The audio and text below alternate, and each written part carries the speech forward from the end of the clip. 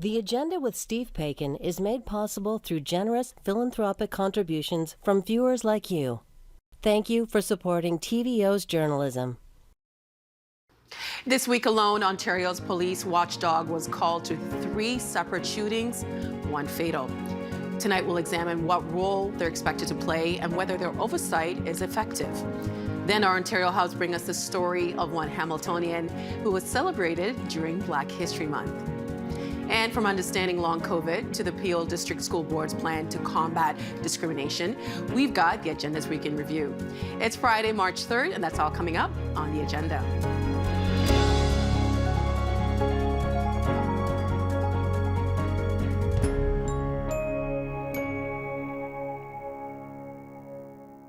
It's never good news when word goes out that the Special Investigations Unit, the SIU, has been deployed. It means that there's been police involvement in harm or death to civilians. Lately, something that's been in the headlines too often for anyone's liking. And for many observers, it remains unclear how well those investigations hold police accountable for their actions. Joining us now for more, 2 lawyers are acutely tuned to this conversation. Ian Scott, who was director of Ontario's Special Investigations Unit from 2008 to 2013. And Shakir Rahim, director of the Criminal Justice Program at the Canadian Civil Liberties Association. Welcome to you both. Thanks for being here. Thanks so much for being here, because just this week alone in this province, the SIU has been called a couple times. And as I said, this is not something that any one of us want to hear, but it's important for us to talk about it. Ian, I'd like to start with you. Sure. The Special Investigations Unit, referred to as the SIU, is an agency that oversees the police in this province. You were the director for the SIU. When does the SIU step in to investigate police conduct? It steps in when on-duty police officers are involved in incidents that lead to either death, serious injury, or allegations of sexual assault. And its mandate is solely criminal. It's not involved in disciplinary matters. So the objective is to do a thorough and independent investigation where decisions made by the director, who was me for 5 years, made a decision as to whether or not criminal charges should be laid. And in the vast majority of cases, there were no criminal charges laid. But, and over the years, the process has changed. But now, as a result, really, as a result of the new act that came into force in 2020, the Special Investigations Unit Act, all of the investigations are reported out on in public reporting. So it can be picked up at the SIU website, and many of the media pick up when there is no charges laid. And it's up to the director to write really reasons as to why no charges are laid and give some background. In the few cases, and when I was there, I'm not sure if the stats have changed on this, approximately 10 to 12 criminal charges were laid a year. Those charges go into the criminal justice system, and the public accountability aspect of that relates to the criminal justice system, which, if it goes to trial, will lead to a very public airing. Okay. We'll get to that in a second. The media is involved. We'll get to that in a second, but I have 2 follow-ups to what you just said. One, you mentioned on-duty police officers. Correct. So I'm guessing it doesn't apply to off-duty police officers? Generally not, although surprisingly, I'm not sure if the SIU was involved in one. There's an officer charged with manslaughter right now, but I don't think the SIU did the investigation. And typically they don't. They're involved in the on-duty matters. Okay, and the other follow-up that I wanted to know is the SIU independent?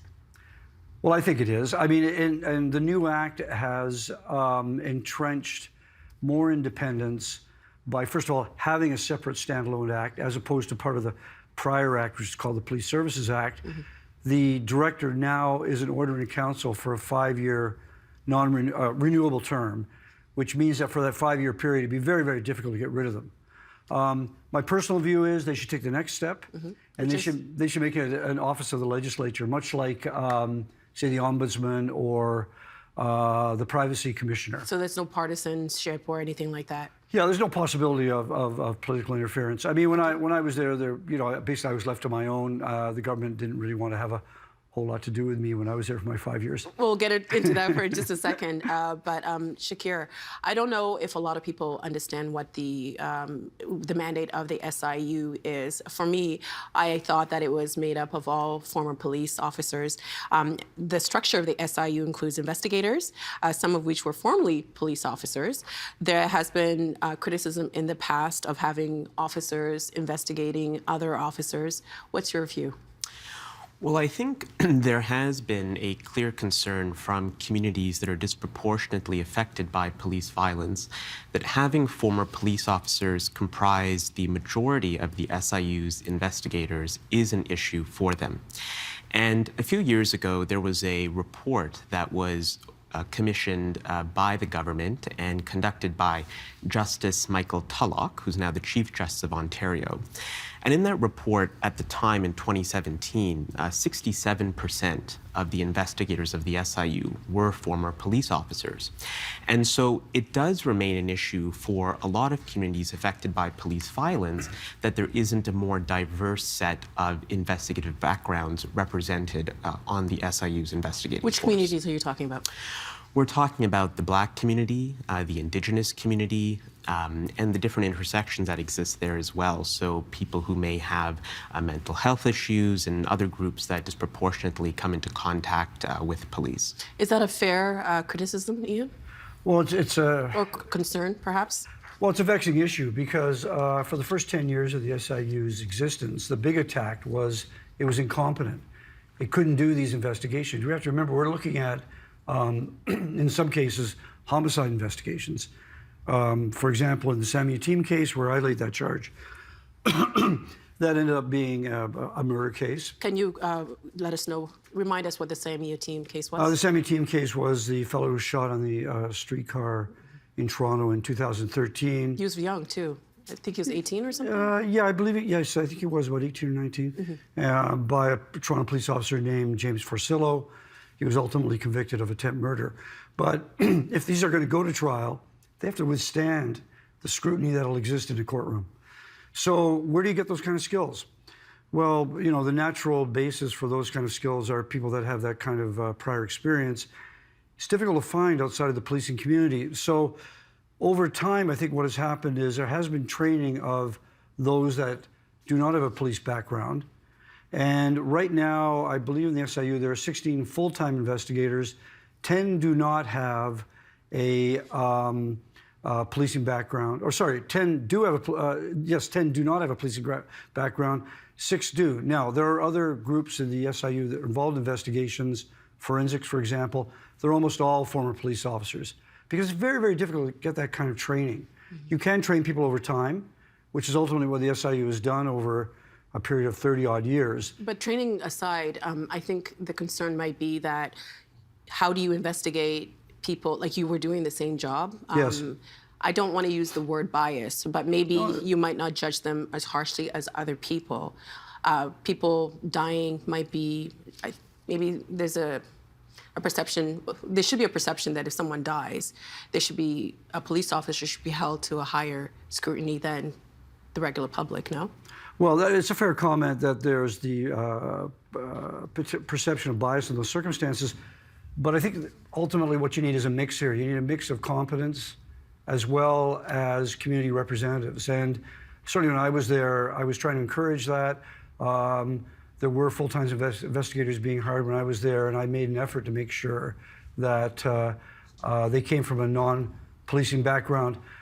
But it takes time. It takes time to be integrated into that system, and you do need, at least we have up to this point, maybe in another generation, we can have a complete non-policing investigators who can do these kind of criminal investigations, but it just doesn't exist at this point in time. Now, we also have to remember that ultimately all decisions there are reviewed by a director who, in my case, I'm a lawyer by background, and the history of the SIU has been virtually entirely that they've been either lawyers or former judges that have been the directors of the SIU, and those people by statute cannot have a police background. Well, you talked about training. We've heard that in recent years, police have had more training. There's more ways to hold them accountable with body cameras. But there's a new report that says that in the last 3 years, fatal police shootings, deaths have risen from 34 in 2019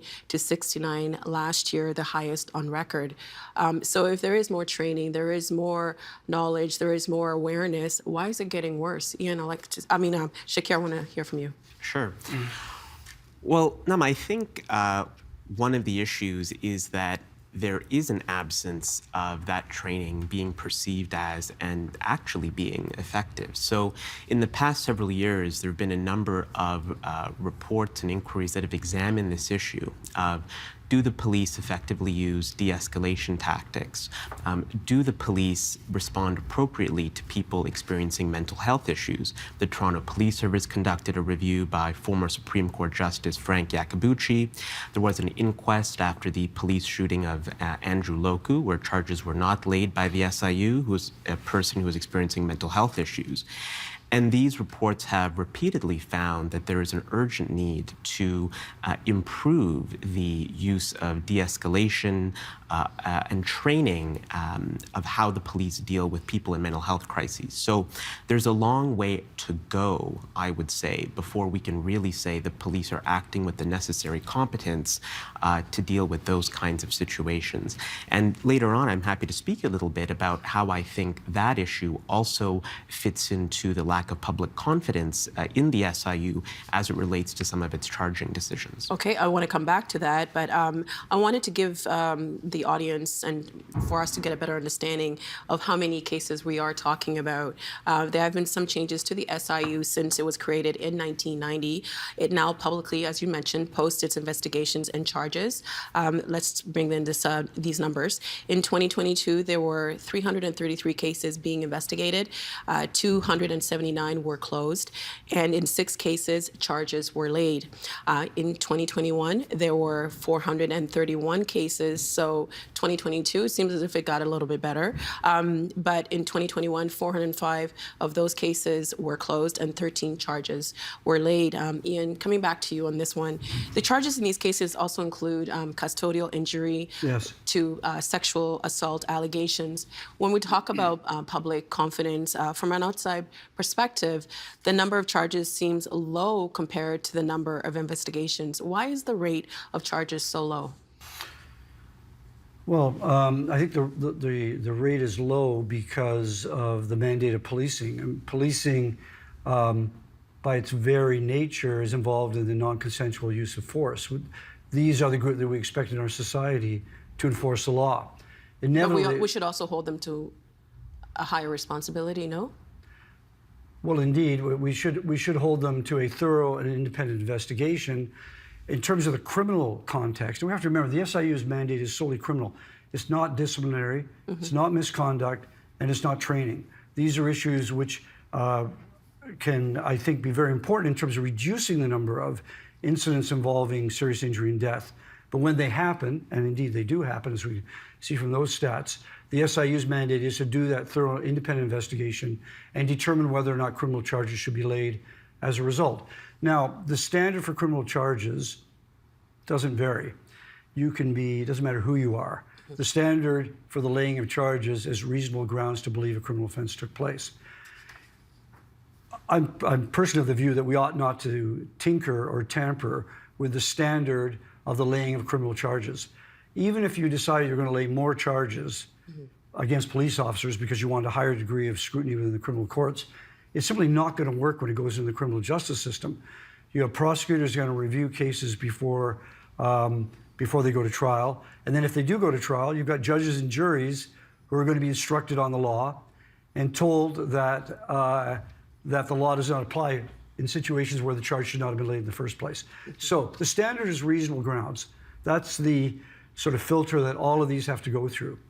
And as a result, with the review, or what the SIU does after their investigation, and this is really up to the director, to look at this and apply their knowledge of the law in these circumstances. and over again, certainly in the area of serious injury and death, not really in the area of allegations of sexual assault, it kind of fits into a different category, but serious injury and death, you're really dealing with the issue of sometimes a difficult line between what's reasonable and excessive use of force.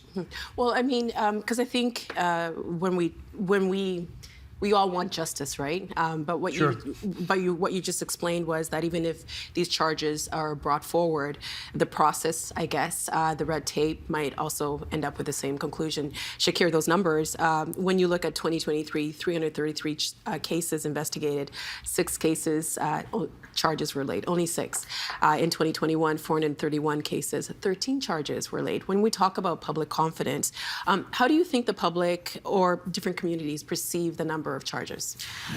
Well, I think there is a disconnect between some SIU charging decisions and public perception of what the correct outcome should be. And I do agree with Ian that it's important that we apply the appropriate standard for bringing criminal charges. However, the devil is in the details, right? So in many of these cases, there's a part of the criminal code, that's the document that lays out all the criminal offenses in Canada, that talks about how police are allowed to use force in certain circumstances when they're exercising their duties that otherwise would not be permitted. The use of that force has to be reasonably necessary in the circumstances. Now, the question becomes, how do you determine what was reasonably necessary, right? And so it's the SIU director that is leading that determination. But we know that different people apprised of the same set of facts might arrive at different conclusions on that. And particularly if they have differing views about how much the police have to de-escalate. So you're saying it's subjective? Of course, there's an element of subjectivity, but in terms of thinking about, is the SIU incorporating enough thought into that determination around de-escalation, around race, around how the police should interact with someone who's experiencing a mental health crisis? Those are factors that are going to affect how you ultimately decide whether force was reasonable in the circumstances or not. And if I may just highlight 2 things from that independent oversight review I mentioned earlier. There were 2 conclusions in that review that I think pertain exactly to this issue. One was that the SIU does not have enough social and cultural competence when it comes to dealing with certain communities. So for example, those who do have mental health issues or those who do have increased contact with the police. And 2, that the SIU director themselves has not been in a position that's reflected racial diversity or professional diversity. In fact, one of the conclusions in that report is that because of the background of the director as a Crown attorney or prosecutor, it may raise concerns about bias since they've spent their entire careers working with police officers. Now, that's not me being here to impugn anyone's integrity or motivations, but rather just to say that there are real issues and questions around the expertise the SIU brings to these conclusions and whether they are informed by the right kinds of backgrounds and issues that result in those determinations. Well, Ian, I'd like to give you an opportunity to respond to that. Well, sure. I mean, these are legitimate concerns, and certainly when I was there, we had 3 or 4 training sessions a year where we brought in all kinds of experts from various communities to talk to the investigators and the larger SIU staff about these issues. And indeed, I mean, I don't think I'm telling any tales out of school to say I'm not a member of a visible minority community. But at the end of the day, these investigations have to go into the criminal justice system if charges are laid. There are a lot of factors here. But let's look once again at the mandate of the SIU. The mandate is criminal. There are many, many issues which need to be addressed within the policing community. And I agree with my friend here. De-escalation, particularly in the area of mental health issues, is a very serious issue. Obviously, the stats are very clear that there's a disproportionate amount of force used against certain visible minority groups. That's not going to, that in itself is something that's virtually indisputable. But it doesn't necessarily cash out on the way you do a criminal investigation. Now, let's just look at one example here. It's kind of a laboratory test. It's really interesting, actually. The one I did lay, I think, 2 or 3 homicide-related charges when I was there, but the one that went to trial, the one that everybody knows about, is the Sami Yatim case. I laid a second-degree murder charge. In my view, the force used there, all of it, was unnecessary. It goes through the criminal justice system. What does the jury decide at the end of it? It was attempt murder. It wasn't murder. And I think, the general view of the legal community was that the first shots fired at Sami Yatim when he was standing at the top of the stairs of a streetcar with a knife in his hand, the jury acquitted on those, and therefore it wasn't murder. They only convicted of the attempt murder when he was literally in a prone position and bullets were being fired into his body. Now, when you start to sort of factor that, you have to go backwards a little bit and start to look at the various parts of the system.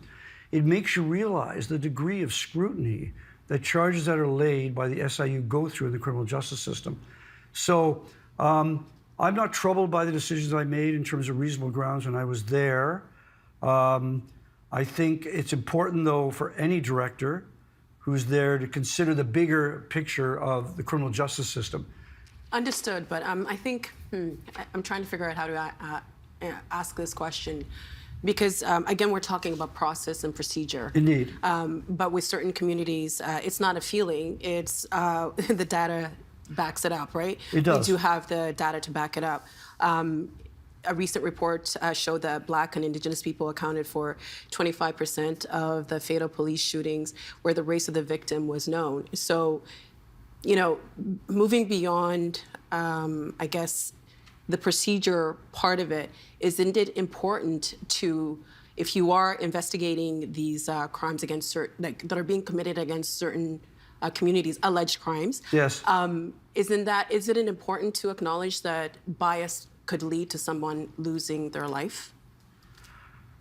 Yes, it should be acknowledged. However, how that cashes out in terms of evidence that goes into the criminal justice trial is a very vexing issue.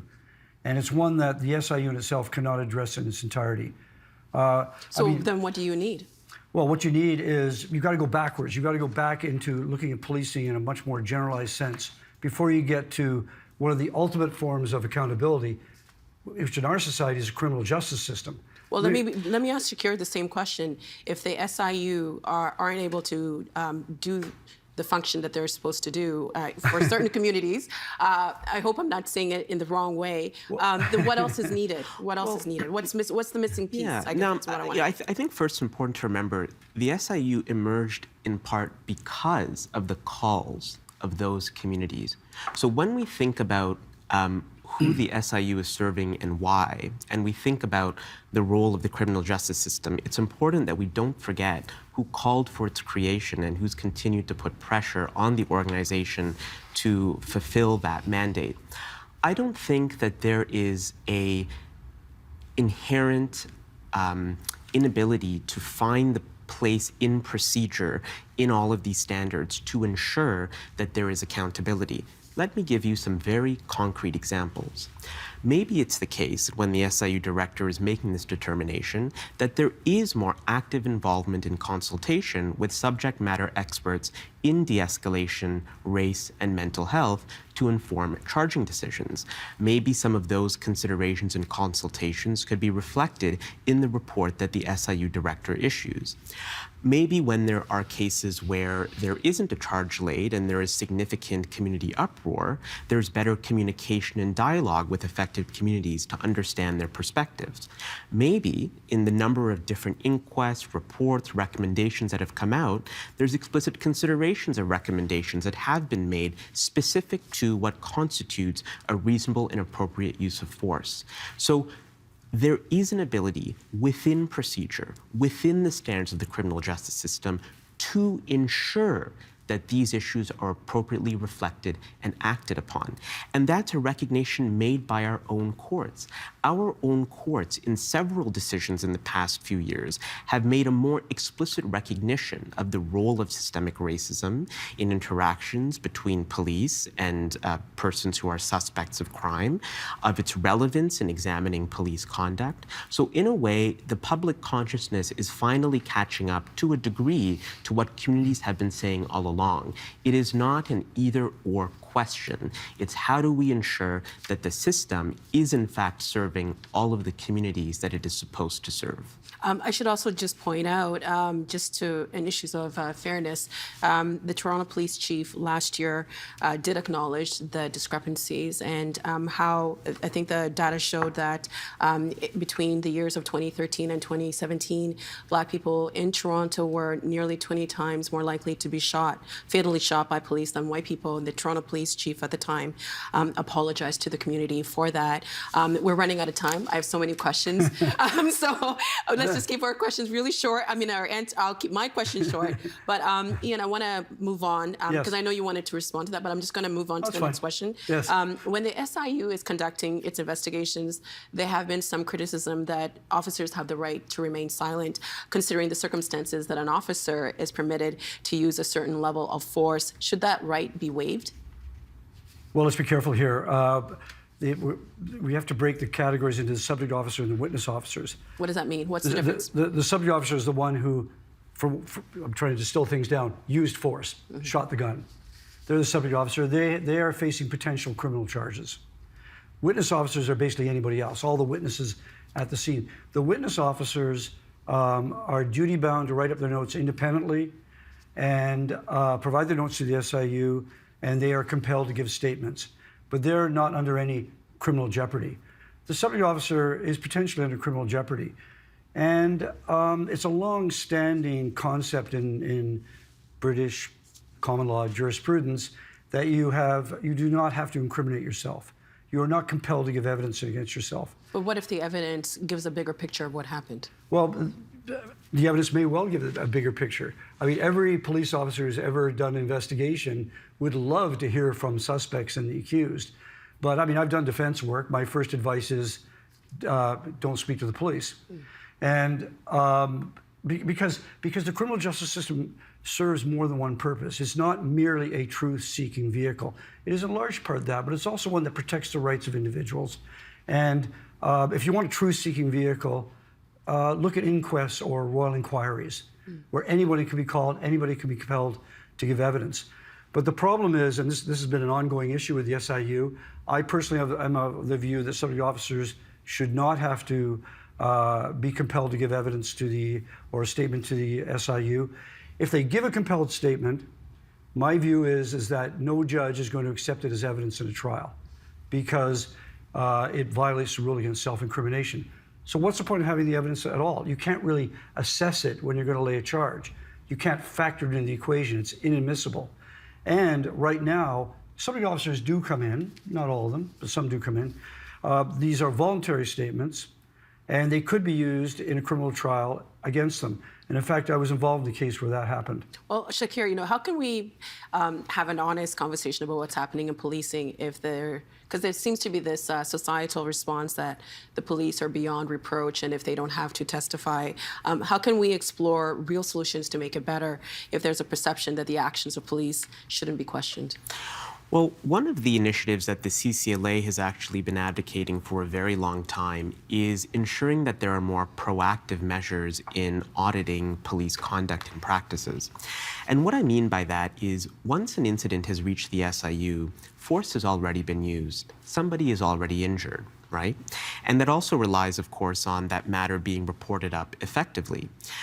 What the Ontario Human Rights Commission, for example, has done recently is done audits of police practices over a period of time, like I think from the report or statistic you cited, perhaps, to ensure that we're catching patterns, practices, conduct before they lead to that ultimate incident where force is employed.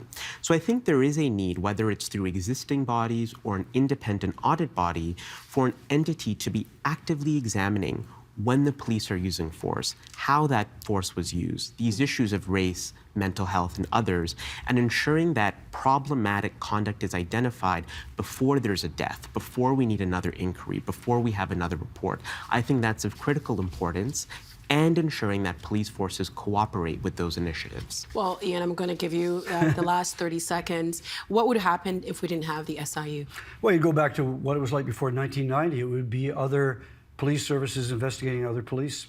That's what happened. It was a Toronto case, it would be the OPP. If it was OPP, it'd be Toronto. It often was contiguous police forces. At the time, as a result of a report by then Claire Lewis, this was deemed to be completely unsatisfactory and led to the birth of the SIU in 1990. And Shakir, 10 seconds. What do you think would happen if we didn't have the SIU?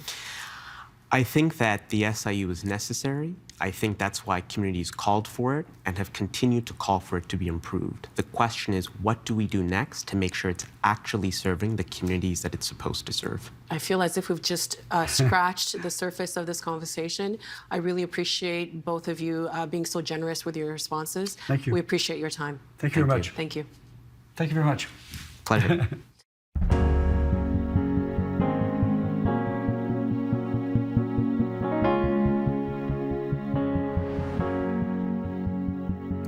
Julia Washington Berry is one of 16 Hamiltonians being celebrated as part of Black History Month. She worked as the toll keeper at the top of James Street long before most of us were born. Justin Chandler covers Hamilton Niagara for Ontario Hubs, and he joins us now on the significance of her story. Welcome, Justin, not in the Hammer this time, here in studio. Thank you, it's amazing. Well, let's talk about someone who has a pretty interesting story and is being celebrated in Hamilton, Julia Washington Berry. Who is she? So Julia Washington Berry was born around 1850, maybe in Hamilton. We're not entirely sure about that, but she ended up living in Hamilton for most of her life. And she lived in this unique Black community up on the mountain, which is what we call the escarpment. And she was the toll keeper for part of her life. She had a big family, and she worked in a toll booth. And yeah, she's being honored this month. And we saw a photo actually of her, of Berry there. Tell us, do we know what time that photo was taken as well? No, not exactly sure when that was taken. It's undated. That's from her family's history book, which I was able to flip through. All right. So there's something quite unusual in terms of the documentation of Julia Washington Berry. Her job. Tell us about that. Yeah, so the fact that Julia Washington Berry being a toll keeper was noted in census records was unusual for the time. Most women's waged labor was not noted unless they were widowed, but she was married and her husband was alive. But this is actually connected to her name, and so that's part of the official record. I spoke to a historian about this, Adrienne Shad. She wrote a book about Hamilton's Black history called The Journey from Tollgate to Parkway, Tollgate referencing Julia Berry. And we don't really know why her name was included with her occupation, but it was kind of an interesting thing that allows us to know more about what her life was like. All right, we're going to get back to Adrienne, but I do want to talk about Judy Morgan. We have a photo of Judy Morgan. This is a descendant of Julia Washington Berry. Tell us a little bit about them and sort of how they're trying to reconnect with Julia. Yeah, well, Julia had I think 10 kids. So big family, and going through the family history book, I can tell you there's a lot of descendants.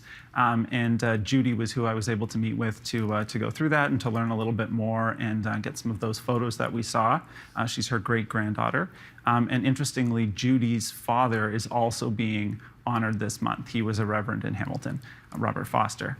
And so she's just feeling really good about having two members of her family be honored. She said she was never much into history growing up, but she said she feels quite proud now that people are recognizing their accomplishments. Tell us what we're looking at here. Right, so this is an old family photo of Julie Washington Berry. So you can see her husband there is in the center. She's off to the side. On the right there, and there's a lot of members. You can see they all looked quite dapper, a really dashing family. Very big family as well. All right, so as you were talking about, you spoke to historian Adrienne Shad, who has written a book about the history of Black settlement in Hamilton. What did you learn about the early days of that settlement? I think the word that Adrienne used to describe it was Hamilton was a going concern for the Black community. So people were owning businesses, they were buying property. There were people who were former slaves that had moved into Hamilton, but also people coming in from free states. And she said that according to records, it seems like people were doing quite well. There was still racism and issues like that, of course, but compared to later, even in the 20th century, Black communities were maybe a lot more economically prosperous at this period in the 1800s. All right, tell me a little bit geographically, obviously, when we talk about the city of Hamilton, many people may or may not know, we got the downtown and we have the mountain. When we're talking about these early Black settlements, where geographically were they in the Hamilton area? So one of the major ones that Adrienne focused on in her book, and where Julia Washington Berry was up on the mountain, on the escarpment, along where Concession Road is now. All right. Now, there's something interesting in terms of what Adrienne Chad was talking about in her book, and then sort of what the early narrative was when we talk about the city, what they had called Little Africa. Tell us a little bit about that. How did that differ? Yeah, so as far as Adrienne could tell, based on her research, this name Little Africa, which actually still gets used today, was maybe the creation, or at least first used, by Mabel Burkholder, who was a Hamilton Spectator columnist in the 1930s. And Adrienne says that really there was a lot of maybe misnomer, maybe some stereotyping happening there, where she wrote about this sort of community where all these former slaves had come, were given land, and lived there. She spoke about them being maybe sort of subservient. Adrienne said that was not the case. A lot of people bought land. There were some former slaves, but there were also people from free states. And these were people who were building a lot of community. And so she said even that name was not something that, as far as she could tell, was ever used at the time. And why is it important that that history be shared? That it's not necessarily, Black people who came to Hamilton seeking refuge, returning to the U.S., but they actually stayed here and sort of built a city. Yeah, well, number one, it's more true. So we need to know what actually happened. But also, when we think about Hamilton's history, a lot of that gets tied to labor, white communities, and the Black community can often be erased. And this happens all throughout Ontario, of course. So really, it's important to remember that the Black community was there. There were people like Julia Washington Berry, who were not rich or famous, but were community builders, were active in church, in groups like the Masons, and who really made a place their home. And that's part of Hamilton's history too. When we talk about toll keepers in general, I found this interesting in your article. Tell me exactly what the role of a toll keeper is. What was Julia's job? Right, so she would sit in a booth, and a lot of roads at the time were privately owned. And so when vehicles would come through, they would have to pay a toll to get by. So kind of interesting now when you think about how the city's laid out. Generally speaking, when we talk about the city of Hamilton, of course, we talk about 16 Black people who are being celebrated for their contributions to the city. Tell us a little bit about that initiative and sort of where the city wants to take that. Yeah, that's something that the city did for Black History Month. And so they picked people who've all passed now. But there were people like Julia Washington Berry, who lived long ago. There were people who maybe died more recently. But it's a really interesting initiative in the sense that it brought all these people together. And the city worked to get their stories out there. So they had plaques at different libraries, for example, or community centers where you could read about people. They also had banners with people's faces on light posts along James Street in Hamilton. Justin Chandler, very great stuff. We just learned a lot about Julia Washington Berry. Thank you so much for joining us on the program and in studio. Oh, no problem.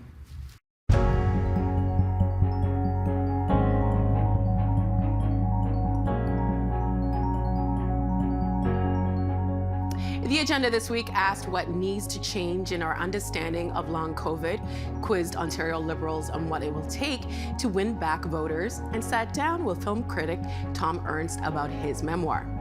The agenda's Week in Review begins with the Peel District School Board's plan to fight anti-Black racism and Islamophobia. I'm hearing a good consensus around this actual and virtual table for the fact that students do need a safe place to go learn. They need to feel comfortable in their classrooms. They can't get to better math scores and more English proficiency if they don't at least have that as a foundation on which to build. So, Asia, let me ask you, are you satisfied that the Peel Board now has an anti-Islamophobia policy that will enable students to be their best selves? Certainly, I think it's a big step. It's a historic step. No other school board in the province has adopted a strategy like this, and perhaps even in the country. But like I said, the community has been behind this for quite some time. You were involved with it, weren't you? Yeah. Trying to get that passed. Yeah, NCCM has been actively involved in the consultation process with community as well as the writing of the strategy. The community is, again, really excited, but again, we're also cautiously optimistic. Tell me one or two things in the strategy that you think will make a difference in the daily lives of kids in Peel. So it includes looking at curriculum and looking at how do we create a curriculum that's actually responsive to student needs. It also includes capacity building for senior leaders and staff around how do we address issues related to Islamophobia, and beyond that, how do we actually affirm our students? How do we affirm Muslim identities and what that means? Because we know Islamophobia doesn't impact students the same way. It intersects with a number of different forms of oppression as well. David, can I get you on that? Do you think the curriculum needs to change in particular ways that would make your kids feel more comfortable in their classrooms? 100%, right? We need to review the materials, maybe take away a bit of the Eurocentric approach, and start embedding diverse experiences in the learning materials. Like, it's not just math that's affected by all of the troubles of Islamophobia, anti-Black racism.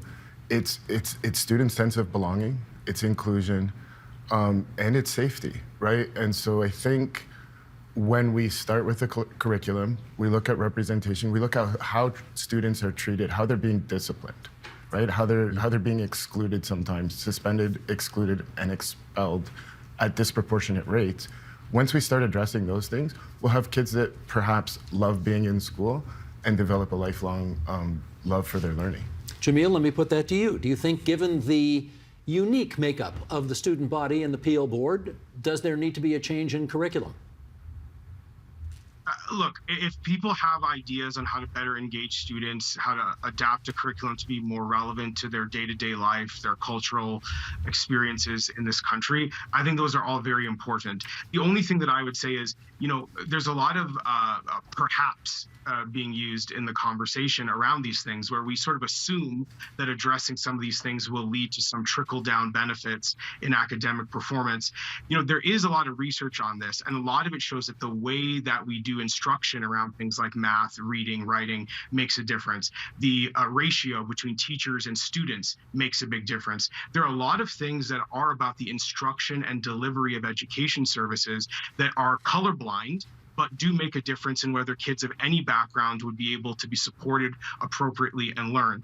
These are the sort of structural changes I'm talking about. For as long as we continue to have the system structured the way that it is, with the current ratio between teachers and students, the lack of extra help that a lot of kids need in the school building that they're not getting, you can do a lot of these changes. I don't necessarily believe that it's going to be linked to the changes in learning outcomes that we need.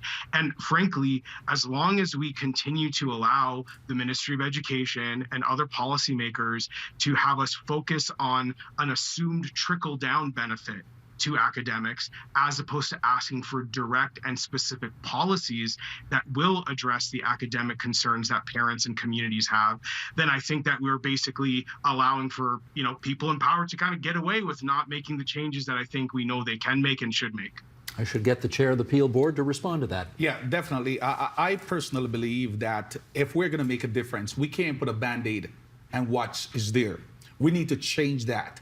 And the changes that we need to see in the curriculum itself, because students learn differently. I believe every child can learn. There is no, when we hear about student have this disability and that disability, I believe every child can learn, but they need to see themselves embedded in the curriculum, embedded in the work that they need to be doing. Is that the case today? That we are working towards that right now. Prior to, I would say no, because we have to find ways and means, and working with students and their family, working with the community, for students to see themselves as part of the fabric. They need to feel comfortable in the spaces that they are and safe enough to able to speak up, even when there's something affecting them, that they can speak up without being worried about reprisal. Can I use this analogy here? We don't really talk about cancer anymore. We talk about, liver cancer, brain cancer, lung cancer. Should we be looking at long COVID in the same way? We need to define it more specifically. I think that's exactly right. And I would say, as a clinician who sees patients with long COVID in clinic or in the hospital, our response in medicine a lot of times when we don't understand something clinically we don't like treating it because we don't understand what's causing it. We don't understand the spectrum of what can present in front of us. And I think long COVID presents us with that kind of problem. It's hard to treat something when you don't even know how to diagnose it properly. And so when you talk about cancer, you don't just treat cancer. You treat a prostate cancer, you treat a breast cancer. And I think long COVID is like that in many ways. You have to think about the symptoms that people are presenting with, try and address those symptoms, even yet as we don't understand that underlying cause. And, you know, I think the symptoms can be very, very severe and very hard to treat, and especially in Canada with our constrained healthcare system. This is not an easy blood test. It's not a heart attack where you send someone for an ECG and a blood test and you've made your diagnosis. It is meticulous information gathering. It takes a lot of time. There's a real human interaction element, but we're dealing with a system where in Canada, 5 million people don't have access to regular primary care. So who is going to do that meticulous data gathering to get to the diagnosis? It's a real challenge. That's a great question. You got an answer for that? Well, you're seeing that investment now come in, and I think the investment that comes in federally and provincially, for me, the belief is that primary care is the backbone of a well-functioning healthcare system, not just because of long COVID, but long COVID is going to be one of the major draws on the system. If you speak to family doctors now, when patients come in with long COVID, the typical appointment time may be 10 or 15 minutes for a patient. For a long COVID patient, first presenting, that's crazy. You can't get to any part of the history in 10 or 15 minutes. And so our need to reset the system in terms of capacity, the ability to dedicate more time to these assessments, that's part of why this investment is needed now. I think Dr. Danielle Martin just fell in love with you. That's exactly what she would. Close friend and colleague, yeah. If she were here, she'd say the exact same thing. Ray Watt, the analogy of cancer, do you think it works in this case? It does, but I prefer the analogy of tobacco. So smokers have a variety of bad outcomes: diabetes, emphysema, lung cancer, cosmetic staining on their teeth. If we were to just approach the symptoms, for the cosmetic staining, you see a dentist; for the emphysema, you see a lung specialist; for the diabetes, you see an endocrinologist. And each of those cases would possibly miss the underlying cause, which is smoking. So I think ultimately we're going to need long COVID clinics in major urban centers that can integrate a variety of specialties to approach these conditions from an interdisciplinary perspective. And I would echo what Dr. Rezak just said about the family doctors struggling with this. What we also need is billing codes, specific billing codes in Ontario for family doctors to be able to apply them and have more time with these individuals who present to them. And those additional billing codes in partnership with the new diagnostic codes will allow us to have a better surveillance on the ground as this nightmare unfolds. Let me follow up with you on that. We've seen the beginnings of an understanding by the Ontario Health Insurance Plan for billing codes for long COVID. But if I hear you right, you think we're only at the beginning and we need something a lot more detailed. Is that fair? I think so. I think what a family doctor would tell you is that the nightmare is a diagnosis without a treatment. And we want to make sure that we are linking diagnoses with appropriate treatments, pathways to see the appropriate specialists and so forth, but also assuring that there is sufficient time to see an individual patient, as Dr. Razak suggested, and a billing code would allow some of that. I think the billing codes for chronic fatigue are appropriate in this case. We can use that model. Okay, Dr. Frontera, let me try this with you in as much as, let's look at research and treatment. If the whole world right now sort of looks at long COVID as opposed to, in using the cancer analogy, let me take a step back. I'm guessing that when people want to do research projects, medical personnel want to do research projects, they are doing research on brain cancer. They are doing research on prostate cancer. They're not just doing it on cancer willy-nilly. It's got to be more specific. Does referring to this as long COVID impede your efforts to actually make progress on that front? Yeah, in some ways it certainly does, because if you're not designing a research study appropriately with an outcome that is could be affected mechanistically by whatever your treatment choice is, you risk having a study either with spurious results or a study that's not appropriately powered to show an effect of the treatment modality. Does an Ontario Liberal today, does it mean the same thing as it did when you were Deputy Premier and Finance Minister? Well, I don't know what the Ontario Liberal Party stands for today. I think we've gone way too far to the left. We need to bring back a laser-like focus to education and healthcare within a broad economic framework that promotes growth and prosperity.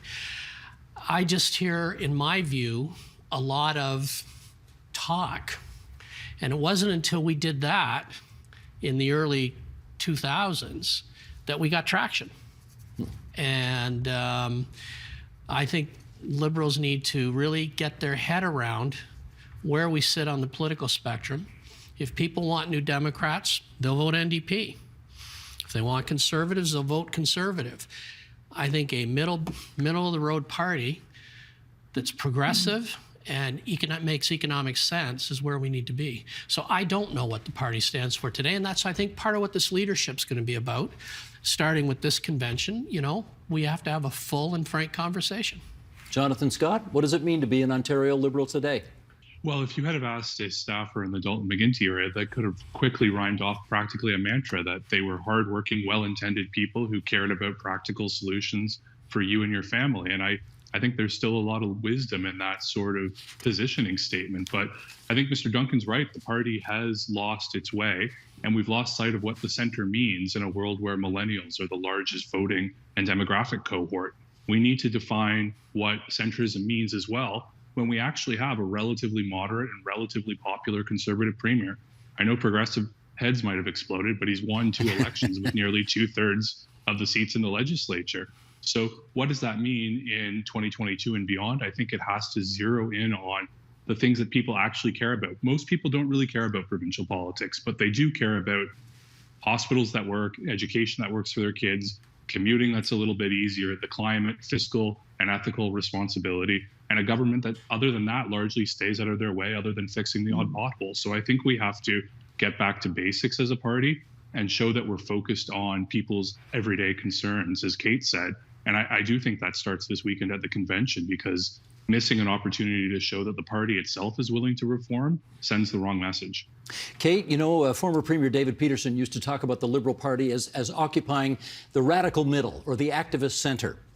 And clearly a lot of people think the party migrated away from that place on the political spectrum. I mean, you're a poli-sci prof in your real life at Huron University College. What's your view on the advisability of the Ontario Liberal Party trying to find that activist center again?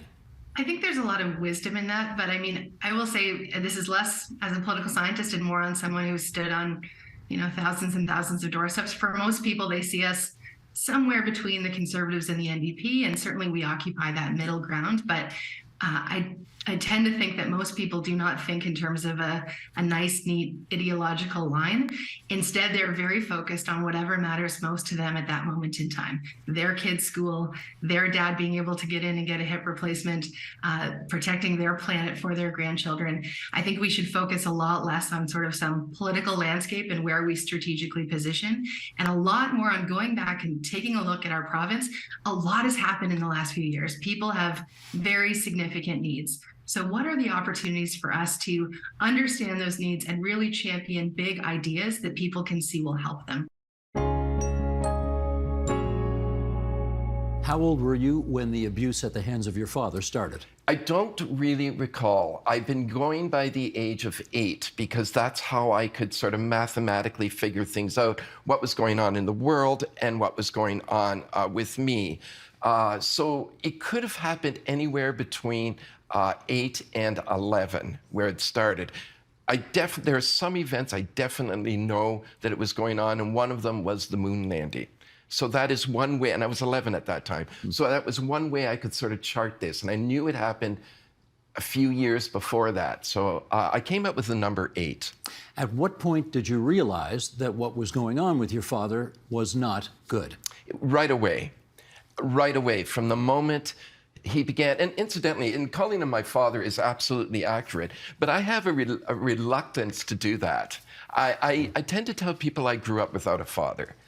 It's not true, but it's just how I feel. I think a father is something you earn, and you're a father. I'm a father. So I refer to him as Claire. And I might have even referred to him as the father in the book, but it's something I'm reluctant to do. So to answer your question, I knew it was wrong right away. I knew it was wrong because it felt like playground stuff that you just don't do or let grown-ups know, like, whatever you do at that age. It felt like a dirty joke that I didn't want to hear. And the idea that we had to keep this secret just was the final nail that went, this isn't right. Yet at the same time, he was representing my father. He was in that role. And so that was confusing, because how could a father do something that shouldn't be done? That's, I mean, one of the many ultimate questions you have to ask during the course of your life and in your book. How does a father whose job it is to protect his family end up doing this to one of his children? Did you ever come to a satisfactory conclusion on that question? No, and the opportunity to do that may have been there. But I was young too when I was coming to terms with this, and wasn't willing to let him off the hook. There is a moment when he does make an appeal and does admit that he wasn't, as he says, not much of a father. That comes later, though. It comes much later, and I wasn't ready for that. I was pretending. I used to pray every day, back in the days when I would do that, that no one ever found out. I lived in absolute fear that that kid would one day write a book.